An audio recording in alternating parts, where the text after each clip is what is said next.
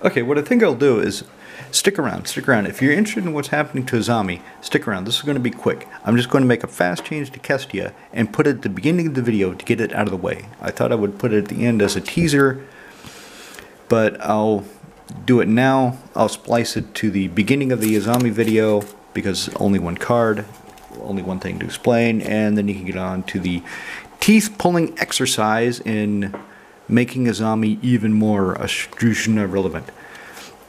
So what I'm doing is I took out Archetype of Imagination. AwkwardDreamer recommended I drop him because I've got Deep Channel Mentor. He said I should put in Sun Quan, Load of Wu, but I don't have an extra one. And with Mind Over Matter and the ability I have, if that resolved, that comes into play, to sculpt my hand to find Deep Channel Mentor right away when I need it. I only need one of those effects, I think. So Archetype of Imagination came out because, yes, my opponent's creatures lose flying, my creatures have all of them fly, but there's a lot of random things that have reach. So Deep Channel Mentor is more reliable, more precise, even though he's not a wizard. And I don't like that, but it is what it is. Kestia, by contrast, has a problem getting her creatures through. I thought I would put in Venser the Sojourner because his neg, it's either neg 2 or neg 1, makes creatures unblockable. But I really don't have any call for his +1, which is exile the permanent control, put it back into play at the end of the turn. I didn't really have any call for that. So I was looking for a way to get things through, and making the cut to Azami opens up Archetype of Imagination for Kestia, which is perfect because he's an enchantment creature. So he suits her down to the ground, he fits her theme. There it is. So I'm going to take out Greater Auramancy. And some of you are thinking, are you out of your fucking mind? Why are you taking Greater Auramancy? That's a good card. It gives all your enchantment shroud, all your enchanted creature shroud. Why are you doing that, you idiot? I have Sterling Grove and Privileged Position already. I need to cut something. I've got so many other enchantments to do, so many other cool things that it's really tough. It's really tough to decide on what to cut for Archetype of Imagination. Now, if you're looking at this video and you care about this, then please do, in the comments below, tell me what you would have cut for Archetype of Imagination instead of Greater Auramancy for Kestia. And there we go. Now stay tuned for Azami, which will start right now. Alright, let's make some changes to Azami. I expect this to be a little bit painful because I have 6 cards in to slot in. I have 2 that I know I'll cut, but I don't know about the other 4. And anyway, so one of the reasons pushing this is AwkwardDreamer, one of our new housemates in Kiwi Cat's House of Magic. Lick and suck a scribe. If you've not already licked and sucked a scribe, do it. Do it now. So he said I should put a Trinket Mage in Azami. And I thought, yeah, that's a good idea. And I've got a foil one just doing nothing in my art binder. What should I take out? And he told me. And I was like, that sounds kind of odd, but it can work. So let's make that cut first. Actually, let's make the 2 cuts I know first. Excuse me, get them out of the way so I can get on with the painful part, which is deciding what, if anything, I'm going to cut for these. You know what? Let's make it even worse. Let's make it 7 cards. 5 I don't know. 2 I do know. So where are the ones I do know? Let's see. Where the hell are they? Come on. Oh, there we go. There's 1.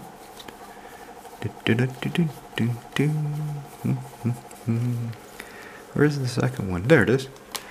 So I've got Deep Channel Mentor in the deck. He's not a wizard. I didn't want to put him in because he's not a wizard, but he's highly effective. All my blue creatures are blockable. That's pretty damn good. This guy, he is a wizard, My creatures have flying, my opponent's creatures lose flying. But they don't lose reach. And there's a lot of creatures, random creatures now with a reach. So they can still be blocked. Shit can still happen. So I'm only going to put in one of these effects because she's becoming more of a combo deck now that I have Mind Over Matter. Now that I have Mind Over Matter, if it's in play, I can tap, say Azami, draw a card. Oh, that's not what I want.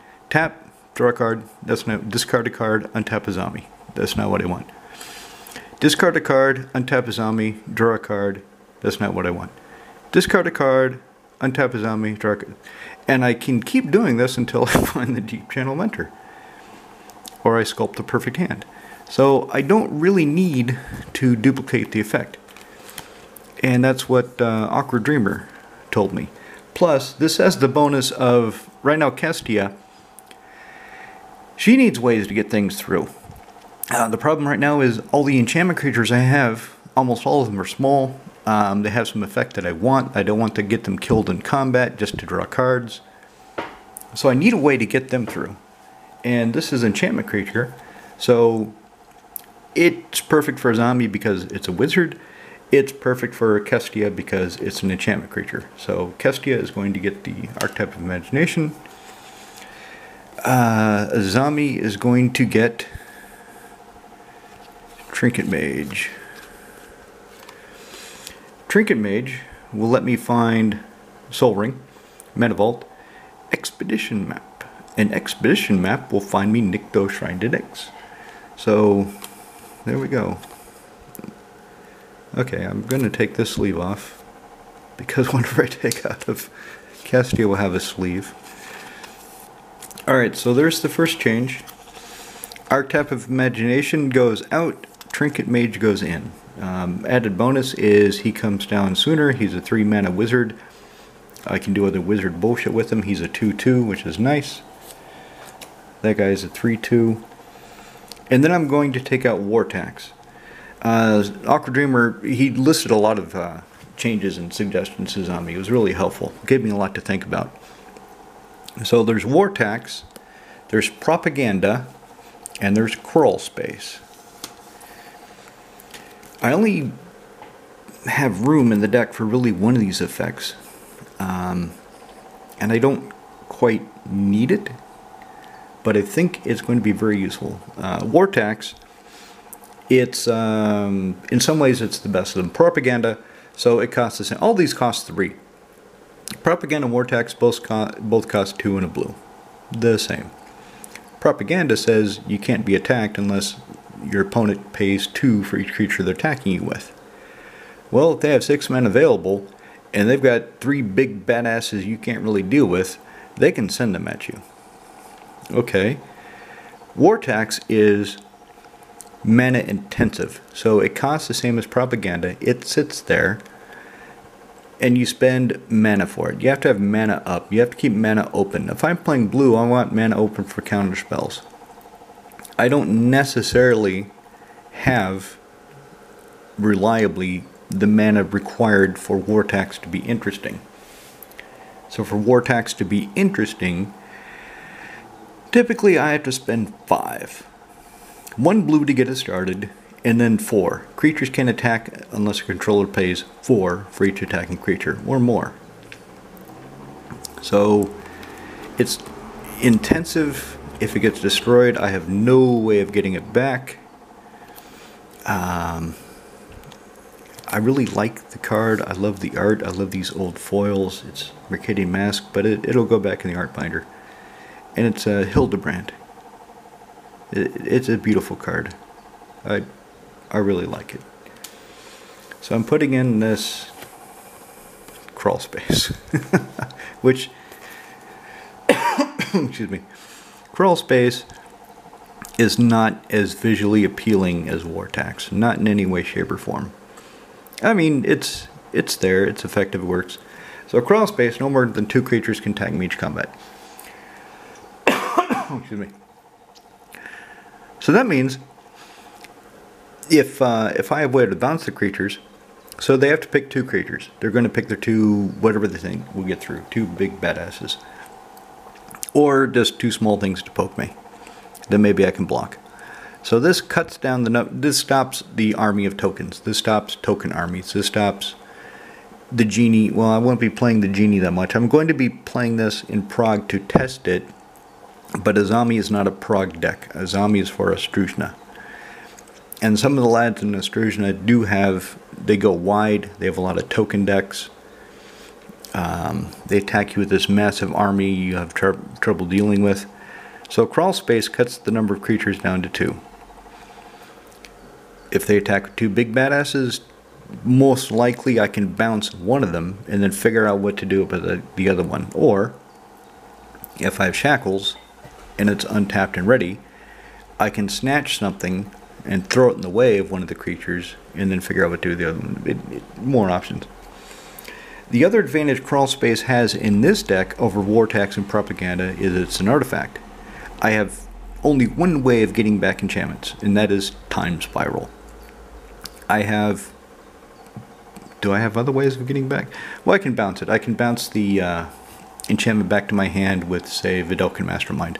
For crawl space, I have Academy Ruins in here, so if it gets destroyed, I can put it back on top of my library to draw it and cast it again. So it's more reliable.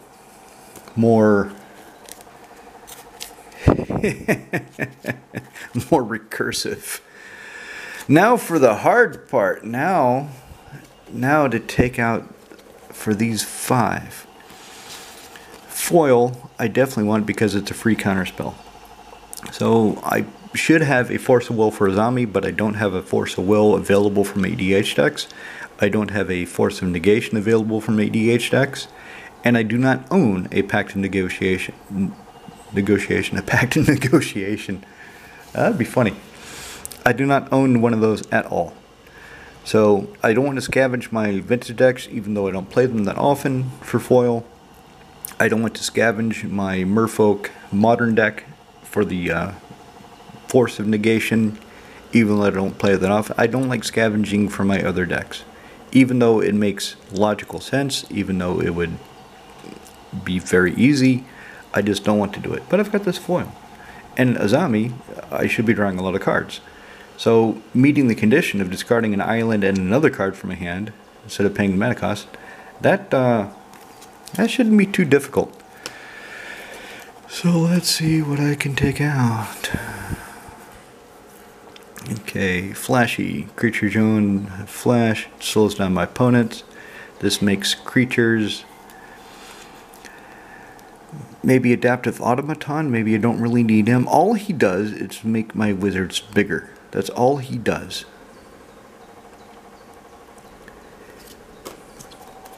So let's think about cutting Adaptive Automaton. She's funny, especially when I get Liquid Metal Coating. When I get Liquid Metal Coating, I can turn anything into an artifact and steal it. So, like Crawl Space. So they attack me with 2 creatures. Okay. I'm going to Liquid Metal Coating that yoke over there, grab it with Mages of the Unseen, and throw it in front of one of the things you're attacking me with. Problem solved. Counterspell, Coat of Arms. This makes all my wizards bigger, much bigger. Makes all my opponents' creatures bigger. Of varying effectiveness, of varying threat. But I do have crawl space. Expedition map, yeah, I need that. I need him. Somebody was questioning Realm Right. And then they got to the part of the video where I explain why I have him. And they're like, oh, wow, yeah. He is pretty damn good in your deck. So I choose island. And all my lands are islands, so I can tap any land for blue. Sometimes that's key, sometimes that's clutch. Sometimes I'd rather tap high market for blue than to sacrifice a creature. Willbender, he's proven his effectiveness. Urtai, he's effective. Spell Stutter Sprite. I don't have a lot of fairies. I don't have that many fairies, so she is not that good unless I have Mask with Nexus. Unless. So I guess I can cut Spell Stutter Sprite for foil. Okay, this is less painful than I thought so far. Mandarin signed. Riscutia potrere. N'utilizza un mega pena lanciare all'inizio della tua prossima fase principale, aghi ogni ex alla tua riserva, dove ex il costo di lancio della magia neutralizzato. I don't speak Italian. I'm pretty sure I mangled that pretty good. But it's fun. I like Italian. It's a fun language to listen to. Fate Stitcher, tapper and tap, yeah. Tezzeret the Finder. So Tezzeret the Seeker here can untap my mana rocks, and he can find mana rocks. He can find crawl space. Haha! Another reason to take out Vortex or crawl space. Tezzeret can find it. Capsize, yeah, that's proven highly effective in the past. Wizard's Retort. Somebody said you can't always rely on having a wizard. Yes, I can. I can be unreasonable. I can rely on having a wizard. So, I just like it. Counterspell. Mind over matter, there we go. Choose and discard a card. Tap or untap target artifact, creature, or land. So this works a lot of things. This is great with Nykthos, Shrine to Nyx. This is great with Azami, Lady of Scrolls. Saffron, my stuff costs cheaper. Yep. Liquid metal coating. Sea King's Blessing. He's here for Will Breaker. Will Breaker. If an opponent's creature has become the target of spell or ability you control, you snatch it. Sea King's Blessing. Change the color of one or more target creatures to blue until end of turn. So if I've got Will Breaker at instant speed for 1 blue mana, I can steal all of my opponent's creatures. Selfless Constable. Do I really want this guy? I've taken him out, I put him back in, I've taken him out. When he deals combat damage to a player, but I need a way to get him through. Or do an opportunistic attack. Maybe I'll take him out for something. Let's put him up there. Yep, counterspell on wings. Nope. Elixir of Immortality. Do I really need this? I've got Trinket Mage in there now. Do I really? I put it in here because I was killing myself with Mana Crypt once, and also I wanted a way to shuffle my library back into my graveyard back in my library. But I took out Mana Crypt. Now I'm thinking of putting it back in. Let's think about that. Wash out. That'll solve some problems temporarily. Steal creatures. Copy something. Mystic Sanctuary Island. Okay, so I've got 4 potential cuts. I've got 5 cards I want to shove in. Cryptic Command. Okay, this can stop an attack. Go to combat. I think you're going to attack me, so let's tap all your creatures. And put that back in your hand, or I'll draw a card. But the tap all your creatures. Yep, that's why it's in here. Save my ass. Fog. It's a fog for a turn. Triskai Decaphile. It's not a prog card. It's an Aspirational card. It's a screw you guys, you're playing combo, I'll play some dirty card 2 card. Sword of Light and Shadow. This is here for the recursion. Do I need it? And also, if I equip Azami, for example, she can't be swords. She can't be swift-ended. Better keep that. This is good. This is definitely for Aspirational. So tap 5 and tap wizards you control, and I can tap him as one of the 5 as soon as he comes into play because he does not tap to do it.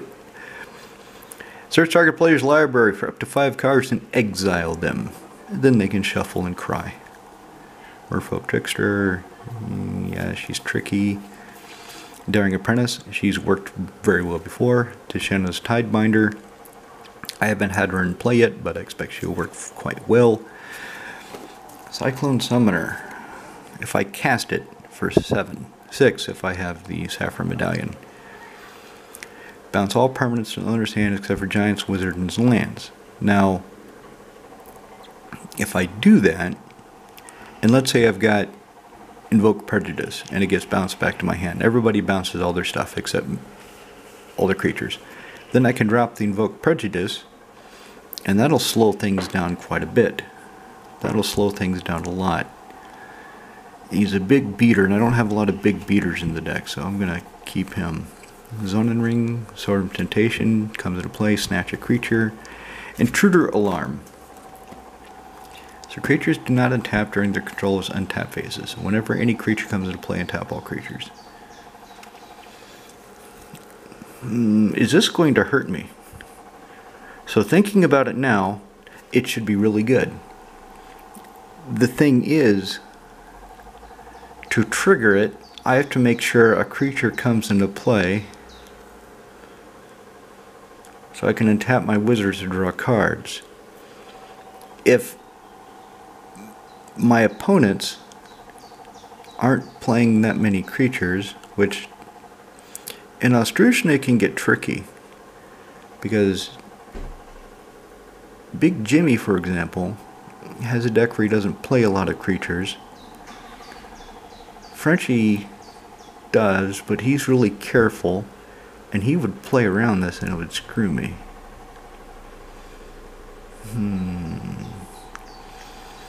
But if I play a creature, they all untap.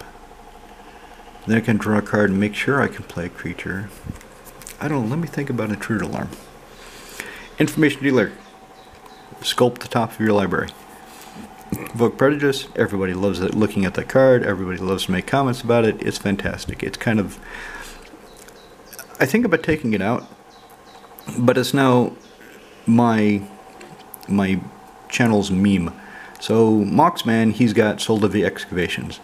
I've got Invoke Prejudice because I play it, and the lads I play with, they don't care.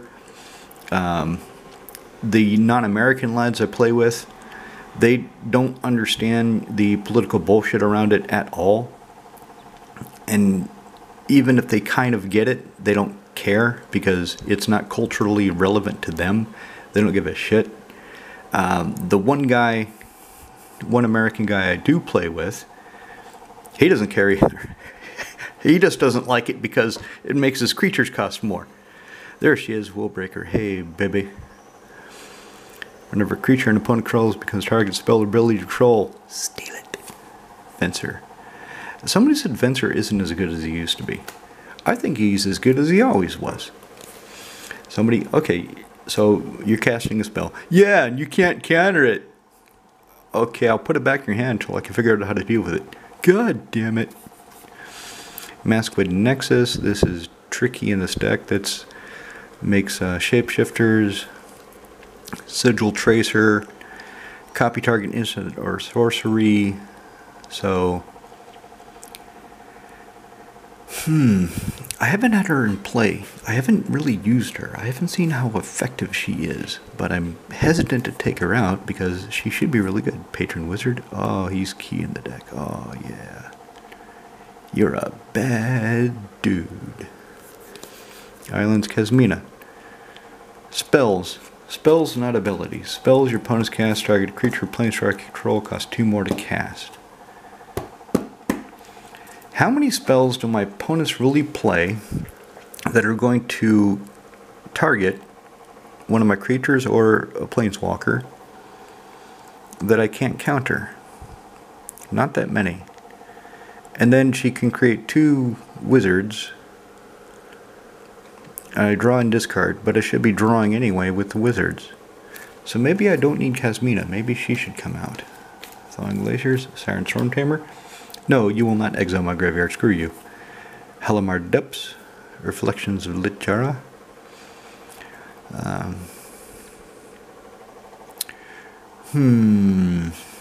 Whenever I cast a wizard, I would get an additional token wizard. It costs 4, but it can build up quickly. Do I want to leave this in or take this out?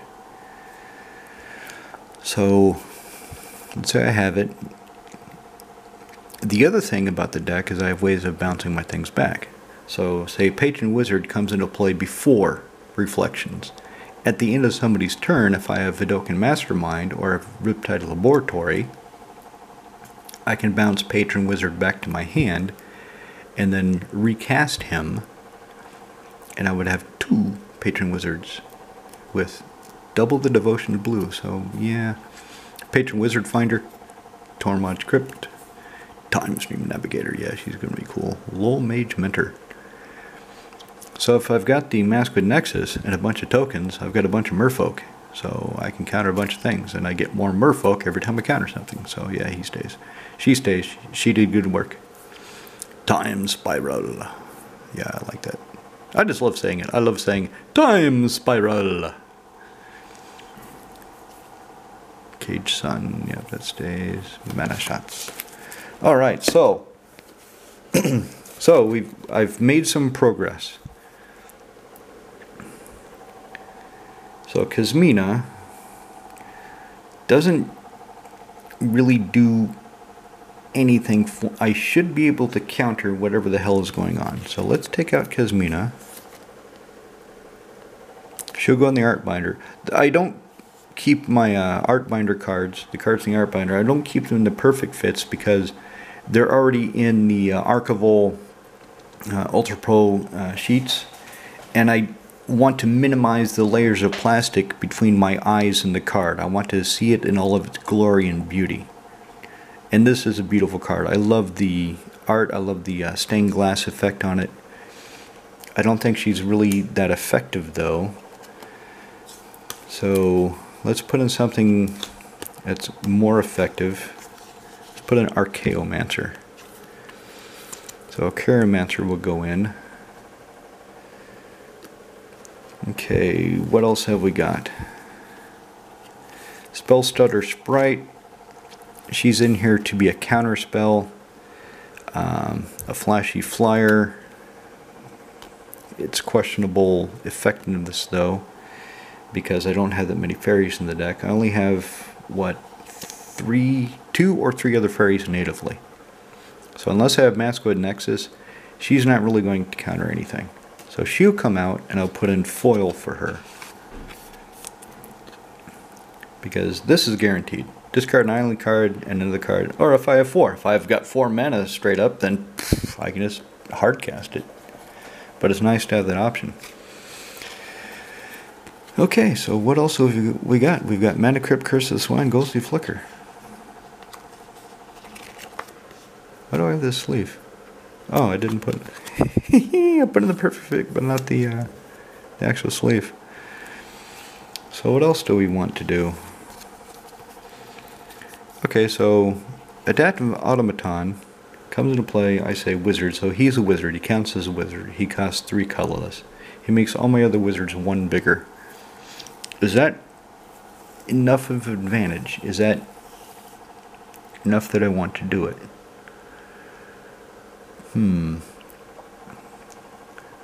I mean, he would get some of my wizards past a resolved Elish Norn if I can't stop it. He would get some of them up over it. But no, he wouldn't, because he would die because it's other, and so they would die anyway.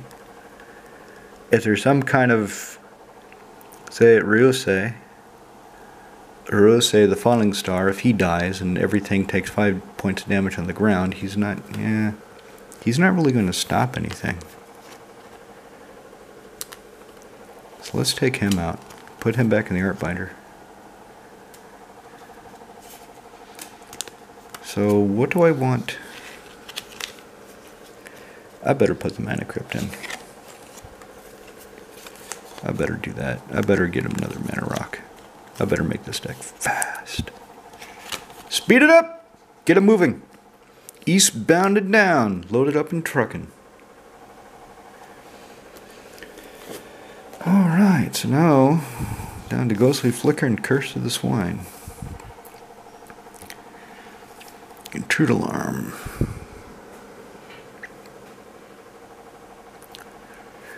I don't think that's going to be so reliable. I don't think that's going to be... Let me take it out. So that'll go back in the Art Binder. So what do I want more? What do I really need more? Curse of the Swine, exile X target creatures, and their controller gets a 2/2 bore for each one. Okay, that solves some problems. But I should be able to steal or counter most things if she's working. And then Ghostly Flicker. It can save something. And I've got Archaeomancer in here now. Let's put Ghostly Flicker in as a trick. And I still want to try Cephalid Constable. I still want to see if I can get him working. Yeah, I just took out the Adaptive Automaton, which means he only comes in as a 1/1, unless I have Sage of Fables in play. If Sage of Fables comes into play before he does, then when he comes into play, he'll be a 2/2. I can give him the sword. If I get the Deep Channel Mentor, then he's unblockable. Do I have anything else that really pushes him over the top? There's Sword of Light and Shadow, so if he's got protection from white and blue, black and white, white and blue, protection from black and white, then he's golden.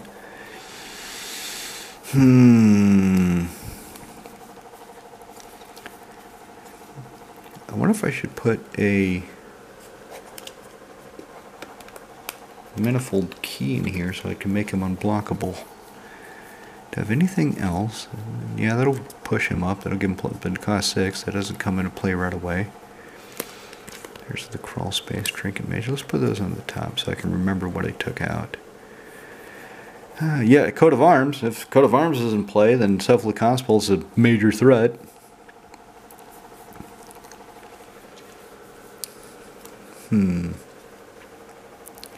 And if he's blocked, I can always bounce the blocker.